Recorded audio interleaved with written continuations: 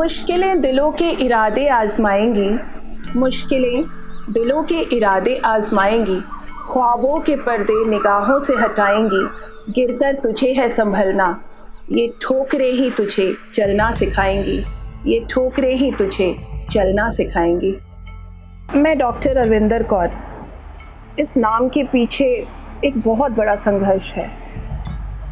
बहुत छोटी सी थी मैं, मात्र 8 महीने की थी। मैंने अपने पिता को खो दिया। 8 महीने की थी, मेरे पिताजी मुझे और मेरी माँ को छोड़कर दुनिया से चले गए। और वो एक ऐसा समय था जब सबसे मुश्किल दौर था मेरी ज़िंदगी का। मेरी माँ को समझ में नहीं आ रहा था कि वो एक छोटी सी बच्ची को लेकर के कहाँ जाएं, क्या करें। और इतना ही कम नहीं था, कुदरत का एक और कहर आया। मेरा एक एक्सीडेंट हुआ और उस एक्सीडेंट में मेरे दोनों पैर बुरी तरह से घायल हो गए। मेरी माँ के लिए पहाड़ जैसा समय था और फिर भी उन्होंने 2 साल तक मेरा ट्रीटमेंट कराया, मेरा इलाज कराया और मुझे अपने पैरों पे खड़ा किया। आज मैं अपने पैरों पे खड़ी हूँ, उन्हीं की बदौलत खड़ी हूँ। कोशिश करती रही कि अपने पैरों पर खड़ी हो जाए, पर इसको दिक्कत ना हो। मैंने तो जो सहा है सहा लिया, पर अब आगे तो मतलब इसके लिए, इसके भविष्य के लिए मैं इसके साथ खड़ी हूँ। अपने जो होते हैं थोड़ा बहुत करते हैं, कोई पूरा नहीं साथ देता है, कोई नहीं देता है पूरा साथ। कोई भी हो, चाहे बहन हो चाहे भाई हो, कोई पूरा साथ नहीं देता है। सबकी अपनी अपनी फैमिली होती है। मतलब इसको खड़े करने के लिए मैंने कढ़ाई, सिलाई, बुनाई सब कुछ करती थी। क्लास 10, 12 की पढ़ाई कर ली। मुझे एहसास हो गया था कि आगे की पढ़ाई पूरी करने के लिए मुझे कुछ करना पड़ेगा। और जैसे ही ये समझ में आया, मैंने ट्यूशन्स पढ़ाने शुरू किए। जो भी मेरे से छोटे बच्चे होते थे, मैं उनको घर घर जाकर ट्यूशन्स पढ़ाती थी और ट्यूशन्स पढ़ा करके थोड़े थोड़े से पैसे इकट्ठा किए। उस समय कंप्यूटर का दौर शुरू ही हुआ था और मैंने थोड़े थोड़े से पैसे जमा करके इंस्टॉलमेंट पे एक कंप्यूटर ख़रीद लिया। कंप्यूटर ख़रीद कर घर पे आसपास के बच्चों को कंप्यूटर सिखाने लगी। कुछ दिनों बाद मुझे दिल्ली यूनिवर्सिटी में स्कॉलरशिप के साथ पढ़ने का मौका मिला। एक तरह से मेरे जीवन का टर्निंग पॉइंट था। दिल्ली यूनिवर्सिटी में ग्रेजुएशन करते ही मैंने नौकरी करना शुरू कर दिया, क्योंकि मैं जानती थी कि एक लड़की के रूप में अपने आप को आगे बढ़ाना, समाज के साथ अपने आप को compete करना इतना आसान नहीं है।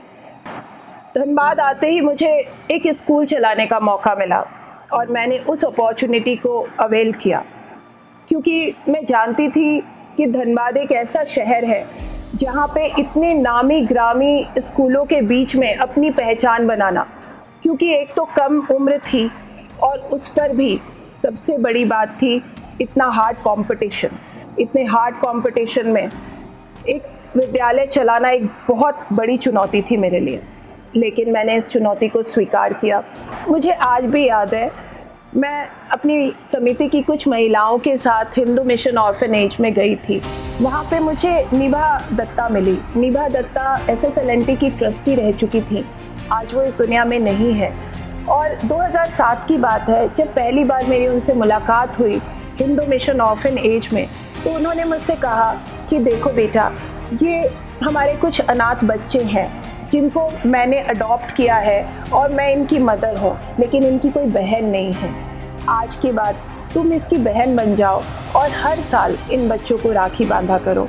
वो दिन था, मैंने उनसे वादा किया कि मैं जब तक ज़िंदा रहूँगी इन अनाथ बच्चों के कलाई कभी सूनी नहीं रहेगी। मैं इनकी कलाई में हर साल आकर राखी बांधूंगी। और मैं जानती हूँ कि ग्रेजुएशन के बाद मेरे लिए कितना डिफ़िकल्ट था आगे की पढ़ाई करना, क्योंकि मैं नौकरी कर रही थी, मैं स्कूल चला रही थी, मेरे अंडर में कुछ संस्थाएं भी चल रही थी। ऐसे में बहुत मुश्किल था कि मैं अलग से पढ़ाई के लिए समय निकालूं, लेकिन फिर भी मैंने वो समय निकाला और समय निकाल करके मैंने B.Ed और M.Ed की पढ़ाई की। B.Ed M.Ed करना बहुत ही मुश्किल दौर था, क्योंकि मैंने ये धनबाद में नहीं किया था, ये मैंने ग्वालियर में जाकर किया था। यहाँ से ग्वालियर जाना, अकेले जाना, कई तरह के कॉम्प्लिकेशंस आते थे, कई तरह का संघर्ष होता था मेरे साथ, कई तरह के काम ऐसे होते थे जिन्हें मैं छोड़कर जा नहीं सकती थी। लेकिन फिर भी मैंने इसको एक प्रण के रूप में लिया और अपने आप को क्वालिफाइड करने के लिए सबसे पहले अपने अंदर ये भावना पैदा की कि मुझे क्वालिफाइड होना है। 2017 फरवरी, आज भी ये दिन मेरे लिए बहुत अनमोल है, क्योंकि 2017 फरवरी को मेरी उस 4 साल की मेहनत का रिवॉर्ड मुझे मिला और मुझे PhD डॉक्टरेट की उपाधि मिली। ये मेरे लिए एक अनमोल गहना है जो कि जीवन भर मेरे साथ रहेगा। 2009 में मैंने Rajiv Gandhi memorial teachers training college को ज्वाइन किया और कंटिन्यू 8 सालों तक मैं वहाँ असिस्टेंट प्रोफेसर के रूप में कार्यरत रही।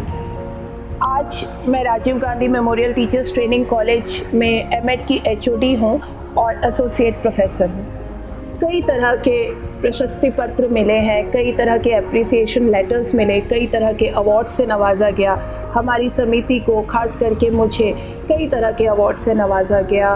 कई संस्थाओं ने हमें इसके लिए अप्रिशिएट भी किया है, लेकिन मेरे लिए ये काफ़ी नहीं है और ना ही मैं इससे संतुष्ट हूँ। मैं चाहती हूँ कि समाज में एक बदलाव आए। आज भी जो लड़कियों की स्थिति दयनीय बनी हुई है, उसमें बदलाव लाने की ज़रूरत है।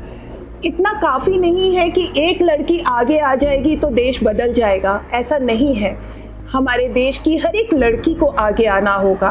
आज भी हमारे देश में लड़कियों की स्थिति इतनी दयनीय है कि कई ऐसी लड़कियां मैं देखती हूं जो कि अपने आप को सस्टेन नहीं कर पाती हैं और समाज के दकियानूसी विचारों की, समाज की रूढ़िवादी ख्यालों की शिकार हो जाती हैं। मेरे लिए सबसे ज़्यादा ज़रूरी ये है कि इसमें बदलाव आए। मैं खुद एक ऐसी महिला हूँ, मैं खुद एक ऐसी लड़की हूँ जो इन सब से प्रभावित हुई हूँ, इसलिए मैं इनसे बहुत ज़्यादा जुड़ी हुई हूँ।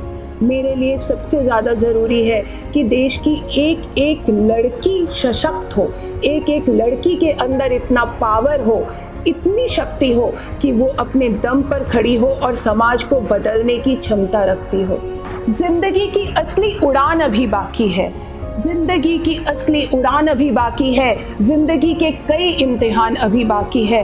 अभी तो नापी है मुट्ठी भर ज़मीन हमने, अभी तो नापी है मुट्ठी भर ज़मीन हमने, पूरा आसमान अभी बाकी है, पूरा आसमान अभी बाकी है। सभी लड़कियों के लिए सशक्त होना ज़रूरी है। आइए महिला सशक्तिकरण को आगे बढ़ाएं।